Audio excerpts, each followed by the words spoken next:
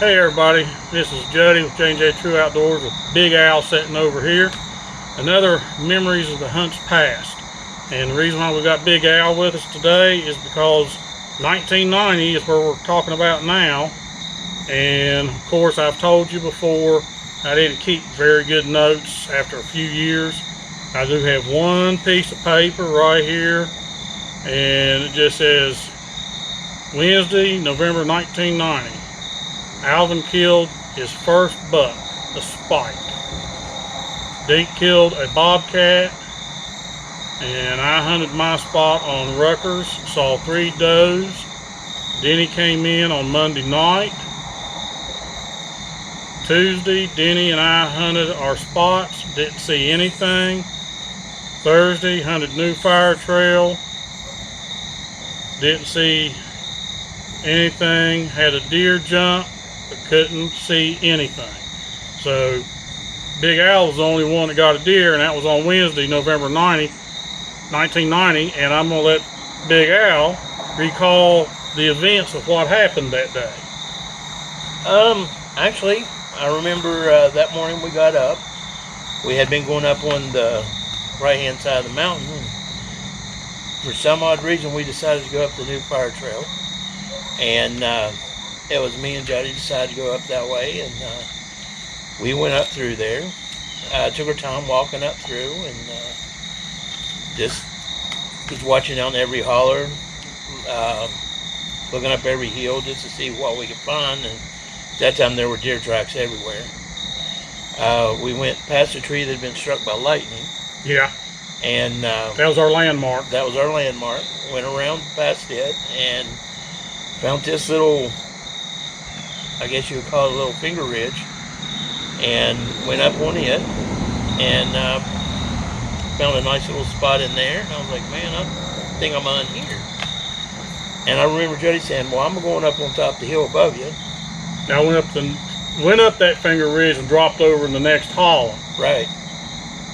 And it was warm that day. I know that. It was warm that day. No snow. No snow. Dry whatsoever. leaves. Definitely dry leaves. It was right around 11 o'clock.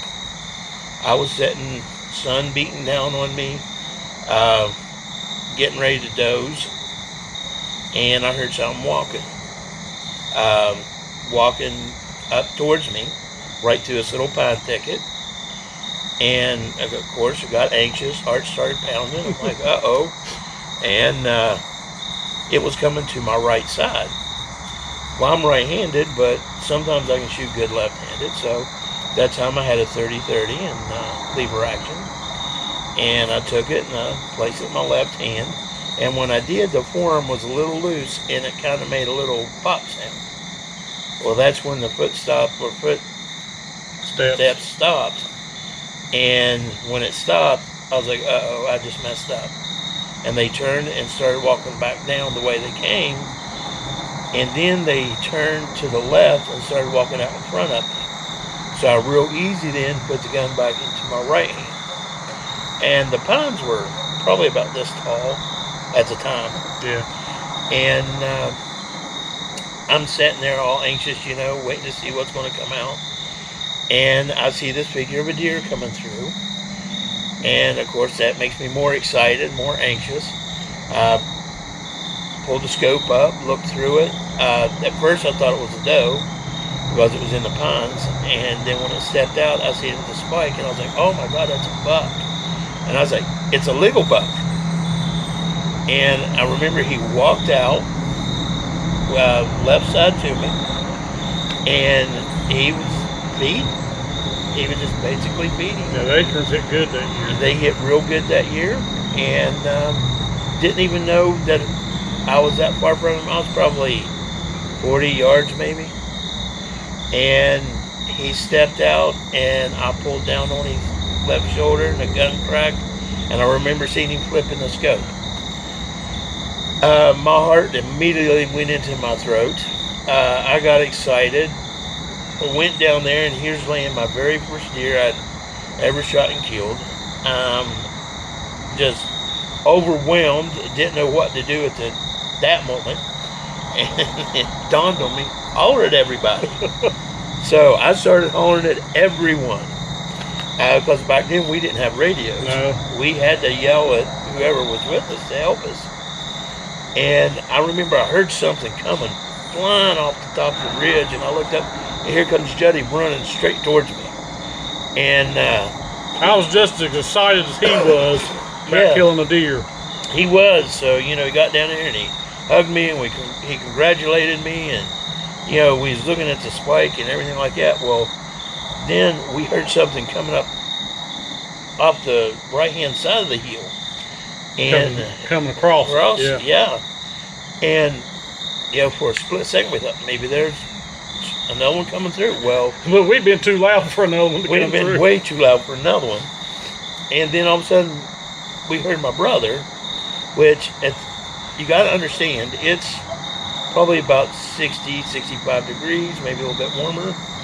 He's dressed in insulated bibs with an insulated jacket, and he looks like the State Puft Marshmallow Man. Yeah. His head looks like it's about that big around. He's wearing those Sorrel boots. Sorrel boots. And, he's stomping up the hill trying to get up here sliding and everything. And it was funny just listening to him come up the hillside. But he come up here with us, and he congratulated me and everything like that. And he asked me if I knew how to gut one. And I was like, yeah. You know, I'd seen it done. I've never done it. But if you remember, though, when he first got there, he says, y'all need to keep quiet. There might be another one. And I said, ain't no way there's another one. There ain't no way. There wasn't another one within 100 miles of us. As much noise as we was making. And but then, you know, he went on to about field dressing it, and he looked at me and goes, you want me to do it? I was like, no. And I went ahead and dressed it myself, and went ahead and wrote my tag out, tagged it, and started down to the truck, dragging it. And I know when I started down through there, he asked me, he goes, is that your first deer? I was like, yeah, it is. Very, very proud of it. And drug it down this gravel road. It was the old fire, well, it was a new fire trail. Fresh gravel. And never thought about it, but was dragging it. Got down to where the truck was, and both hindquarters had no hair on it anymore. It done took all the hair off of it. My dad at the time, when he was there, but this is way before he passed, he was coming out of the woods. He goes, who got that one? I said, I did. He goes, yeah, who got it? I'll never forget him saying that. I was like, I got it, Dad. And nobody ever could believe when we got our first deer. Nobody could. Your mom swore up down Denny killed that 6 point that I killed. Then Dad's thinking somebody else got the spike that you killed. Exactly. For some reason, they just wouldn't comprehend that we're the ones that got it. But yeah, that was the year that it got so warm we did have to actually have that one put in the freezer at the cooler up there at the time, and cost us what, $5 a day? $5 a day to keep it there, so the rest of us could hunt. Yep. And then the next day we went on a little Allegheny. Well, we was all over the place because we wasn't really seeing that many deer that year.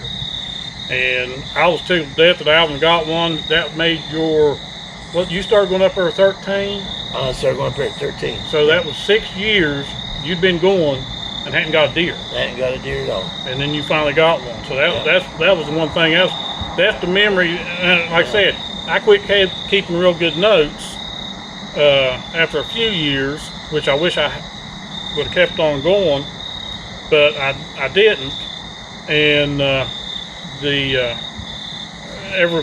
this book, and I'm sorry about the cell phone. I'm making sure we're getting all this on the frame. I've got 1991, nothing wrote in it except for it's like receipt paper. And we'll get into 1991 here in just a little bit. But I know, we were camping under the pine tree. Yeah, we've done the pine tree. And, we are planning this year to camp under the pine tree again for the first time. This will be Jared's first time because when he started hunting, we were on the campground. We was on the campground. So this will be Jared's first time. We're going to take his camper that he just got, Right. and instead of having to drive up to the mountain, we can just come out of the camper and walk straight up. So is there anything else, Alvin, you want to share with that memory? No, I think that was pretty much it. Just Okay. Well, we'll be right back with 1991. Okay. I'm going to read a little bit from 1991. And of course, you know, this journal was about me, and I tried to put in there when other people killed deer, and I may have forgot some. So, you know, if my brother-in-law Denny or my brother-in-law Dink happened to see this, if I missed something, I'm sorry, because I was just keeping notes and just jotting down things. But this is 1991, and we're still camping up on the mountain, taking that bus up there. yeah. But these are going to be short notes, and then we'll move to 1992, and Alvin will have a big story to tell about that one. On Monday in 1991, opening day of buck season, I saw one black bear. It was about 3 foot high at the shoulders, what it looked like to me, and about 4.5 to 5 feet long from the nose to the rear. And that was it. I don't have no other notes. I guess I didn't see nothing else the rest of that day. And then Tuesday, I seen a buck, and then I seen the rear of another deer, and then I saw the rack. By then, it had moved out of my sights, and it got behind some fallen timber. Well, Denny saw it, and he got a shot at it. He said the buck was an 8-point, and he was sure, Denny was sure, that he'd hit it. But it got away, and we looked for it and never found it. And never really found any blood or anything, so pretty sure. And I think that's when he told me there was a twig laying in front of him. And that bullet, he didn't see it in the scope, and when he got back to where he was sitting, that's when he discovered the bullet had been shot, or the twig had been shot in the bottom. Yeah, that's what it was. Yeah, that's the reason why he missed that deer. Well, then on Wednesday, I saw 3 does. One went to my right, and the other one came right at me. And it saw me, and it stomped the ground. And that's the one thing when you're in the woods and you're hunting, and a deer sees you, and they start stomping that ground and bobbing that head and everything, you just kind of freeze. Yeah. Because you know right then and there you've been spotted. They haven't made out what you are yet. Well, it bobbed its head up and down, finally jumped and took off.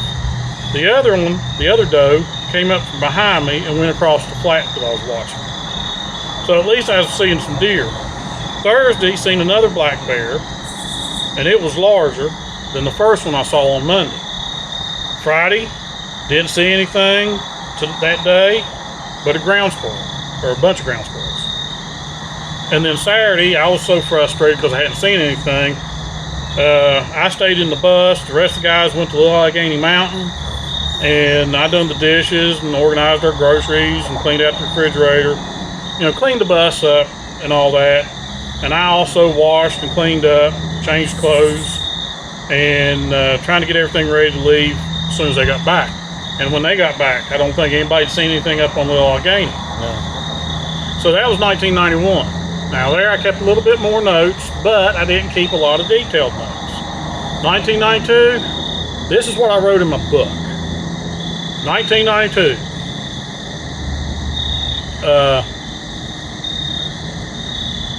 Took the bus, camped at the bottom of Little Allegheny, between Little Allegheny and Laurel Run. Right. That's that spot where we go shoot our rifles. Yeah. Okay. Now, I don't even know what day it was or whatever. All I got wrote in here is 4-point kill. But, now I will tell you about that. Here's the rack, and it's dusty. I didn't even have time to clean it off. There's the 4-point rack, okay? And at that time, that was my biggest rack buck other than the 6-point I killed the first year I was up there, or second year I was up there. Right. I got on here, it was killed on Meadow Creek Mountain, but it was really part of Little Allegheny Mountain. Yeah, Little Allegheny. And it does say November 26, 1992, and I was using a 30-06, and I'm thinking it was probably a 742, one of the first ones I had. It probably was. Because it was semi-automatic. I remember that because if you remember, Alvin, then you went up on that flat. Right. And I said, hey, I'm going to sit here on this log. The hill was behind me. And you went on out. Yeah. Yeah. When I shot the first shot, it was in the direction, which I didn't see where you went. I didn't know where you was at. It had went that direction. Because Alvin, after he got to me, after I'd killed the buck, he said, you shot my way. And I said, oh, I didn't know that. Always know your surroundings, where your other hunters are at. I don't know how far away he was from me, but the story with this 4-point was, I was sitting there on that log, Alvin had done left, and I heard something up on the hill, and it was steep. I mean, just straight up almost. And I heard something in the leaves, didn't know what it was, and then I heard a buck grunt. First time I'd ever heard a buck grunt. And I stood up. I didn't stay seated down. I stood up, turned around, looked up that hill, and here come this doe, and she ran to my left, coming down past me, and here come that 4-point chasing. And when he hit the bottom where it was flat, I got him in the scope, and I shot. He kept running, and I shot 3 more times, and finally got him as he was running to my left, out the way we came in. Right. So by the time I took probably the second and third and fourth shot, I was past where you was at. That first shot was your direction. Right. And finally I seen him fall. Alvin comes, that's when he tells me, hey, you shot my way, and I apologize and everything. But I was tickled to death, and it was a real short drag. It was basically over the hill to the bus, because we parked down there. Right. And I don't know, had you seen anything that day? Yeah, I had seen a doe because it had started raining just a little bit. If you remember, it rained just a little bit. And I was sitting at a big old huge oak tree, and my backside started getting tired, so I grabbed the side of the tree and went to get up, and when I did, it may have been the same doe. I'm not for sure, but it was in this general area. I grabbed the tree and went to get up, and she was coming around this side of the tree as I got up, and she turned and just took off like a rocket. And that was the only one I seen up there, other than when I seen him running down the hill with her. Well, was the 4-point I got that year the only deer that was killed at camp that year? That was the only deer that was killed at camp that year. Okay.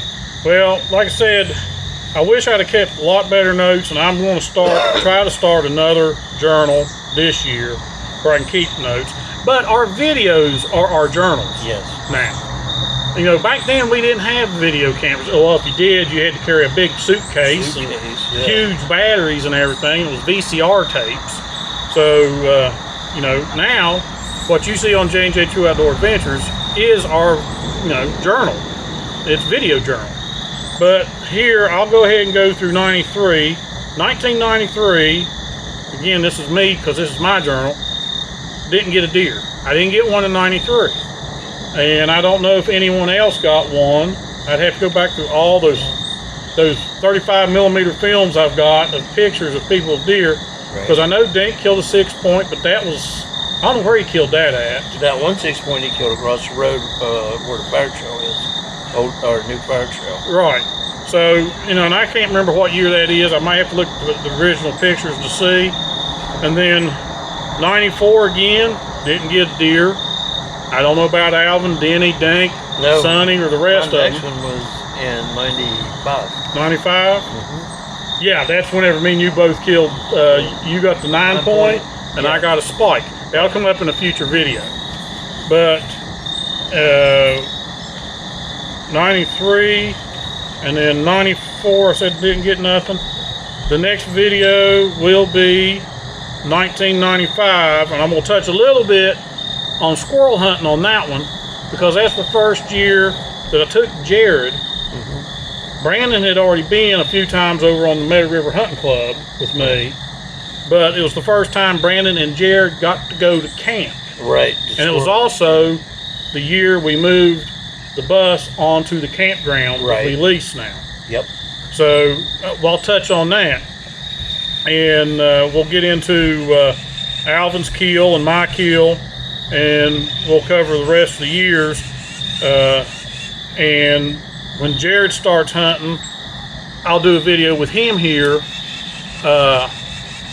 doing the memories of the hunts past, so he can recollect his memories of that first hunt he went on for buck hunting. And I believe the first year he went buck hunting, though, we was over on the Meadow River Club, because these years I say we don't see anything, we started having a hard time finding deer in the national forest. Right, we did, and we started hunting back here. Yeah, and so Jared's first few years of deer hunting was on the Meadow River Hunting Club and not up at camp. Yep. And then I think it was 2000 or 2001, that's when we all went back to camp again, me, you, and Jared. Because Dad and Sonny and Dink were all going to camp. Right. Denny, after we moved to the campsite, he quit going. Yeah, he bought a place down in Summers County, had a farm, he hunted there. Right. But I just wanted to touch base. Me and Alvin's been out here practicing with our bows, getting his pin set. You probably see them off in the side frame there, at least his bow. Bow season opens up this coming Saturday, so we'll be starting to record some videos for that. Also, I do want to pitch a little bit. You've seen me post in the community section. I made the one video on the bonfire.com website. We have a store there. We have coffee mugs with our logo. We have t-shirts, the logo, and I just today added hoodies with the logo. The t-shirts I kind of messed up to begin with.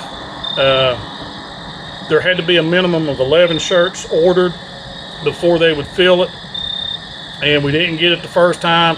It's going again right now, and we need 4 more shirts sold to meet the 11, and those shirts then will be processed and sent to whoever buys them. And just want to thank everybody for watching J&J True Outdoor Adventures. Please like, subscribe, comment, share our videos, and as Big Al likes to say, we'll see you in the woods. We'll see y'all later. Thanks for watching.